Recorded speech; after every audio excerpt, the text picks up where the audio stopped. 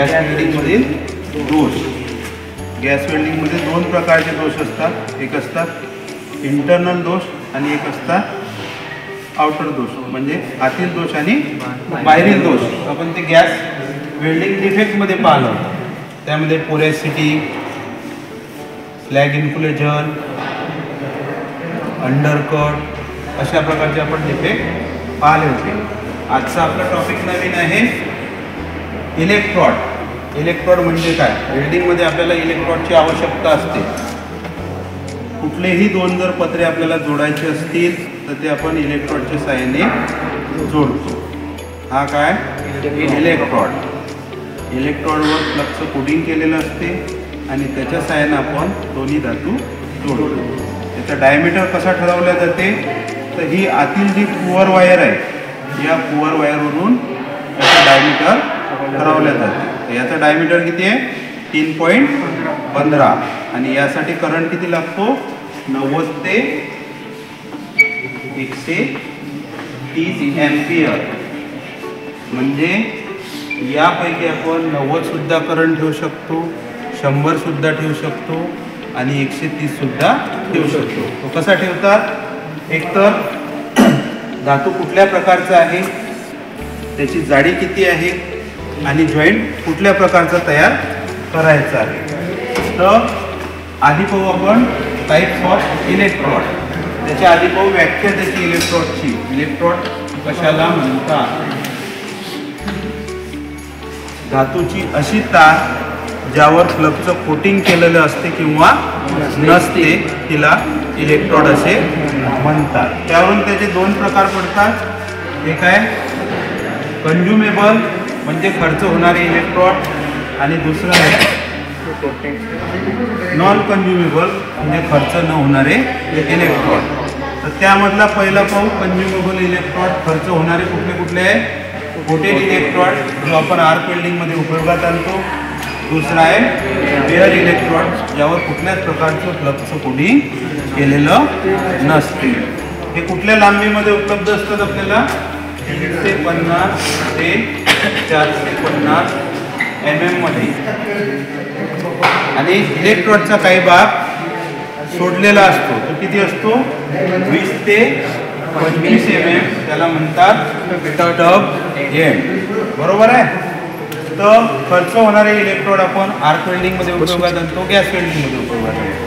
नंतर non कंझ्युमेबल electrode म्हणजे खर्च न होणारे इलेक्ट्रॉड. त्यामध्ये आहे कार्बन इलेक्ट्रॉड आणि टंगस्टन इलेक्ट्रॉड. त्याचं कार्य काय करायचं आहे?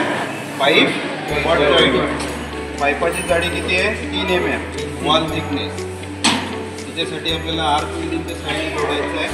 आधी आपण याला टॅकिंग केलं आणि 1.5 mm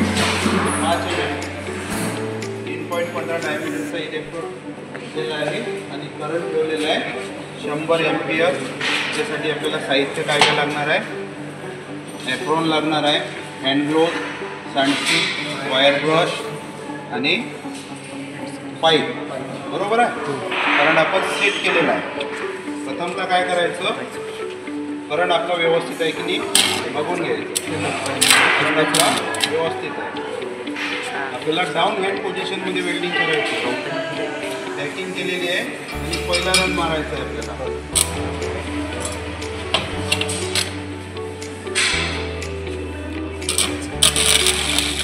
बघा थोडी साईडने जॉईन करत आहे.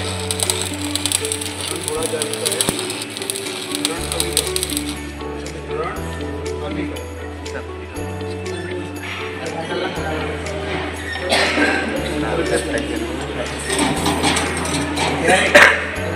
गेला किती गेला? नाही कमी अजून कर. 70 ते 80 कर.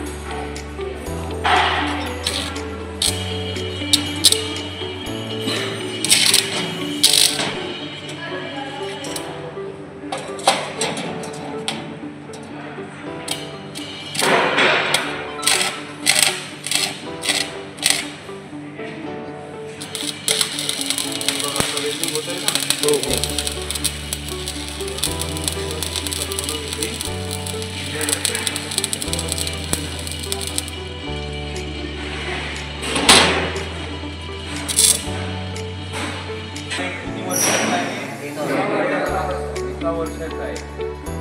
प्रशिक्षण कालावधी किती? 1 वर्ष. 1 वर्ष ट्रेन पूर्ण झाल्यावर पुढे काय करायचं असते?